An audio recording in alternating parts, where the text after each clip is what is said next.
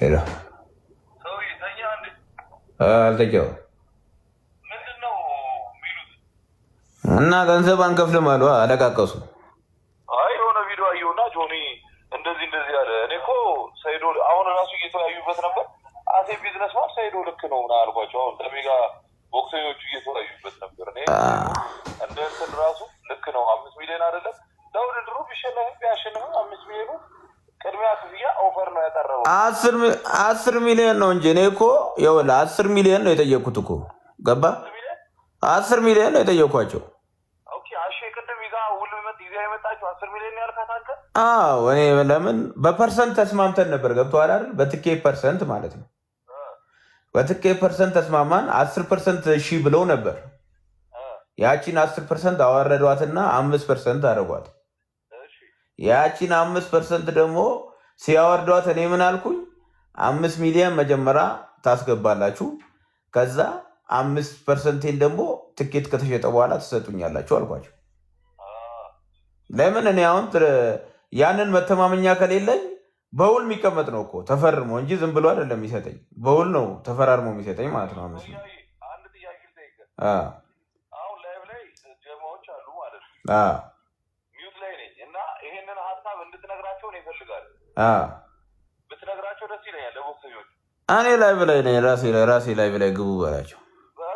አሁንም እንደዚህ ላይቭ ላይ ስላለ ብትነግረኝ ደስ ይለኛል። እንደዚህ እያወራሁ በድምፅ ይቻላል። እንደዚህ እያወራ ልንገራቸው። እሺ ተናግሮ ተሜ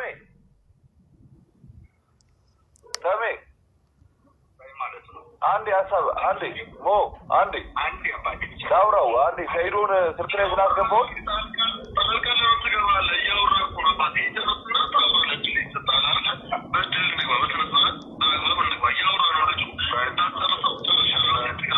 ብራዘር አንዴ ስልክ ተሜ አንዴ ስላስገባው ሰያን ሀሳቡን ቢያስረዳን ደስ ይለኛል። አስገብቼዋለሁ በዚህ እሺ ሰያ አሁን እየሰሙ ነው ነገራቸው የነበረውን ሁኔታ ምናምን። በቃ ይኸውልህ ትኬት 10,000 ብር እንዲሸጥ በ10,000 ሰው ተስማማል። ገብቶሃል? 10,000 ሰው በ10,000 ብር ማለት ነው መግቢያ። ያ ስትመታው 100 ሚሊዮን ይመጣል አይደል? ከዛ ደግሞ 10%ቱ እሺ በፐርሰንት አሉና መጀመሪያ 5% አሉኝ። ከዛ 5% ማ አይሆንም እንዴት ምናምን ተባብለን 10% ይሁን አሉ። ዛሬ ደግሞ አሼ ውሉ ጀሞ ድረስ ይዞልኝ ሲመጣ 5% ነው የሚለው። 5% ሲያደርጉብኝ እኔ ደግሞ ምን አይነት ስራ ሰራው? ያቺን 5% እሺ ትኬት ሲሸጥ ትሰጡኛላችሁ ችግር የለውም። ከዛ በፊት ግን ለኔ 5 ሚሊዮን ብር በውል የሚቀመጥ መስጠት አለባችሁ። ከ100 ሚሊዮን 10 ሚሊዮን ብር የማግኘት ግዴታ ነው። በቃ ለኔ ግዴታ ነው ምናምን አልኳቸው። ተዘጋ።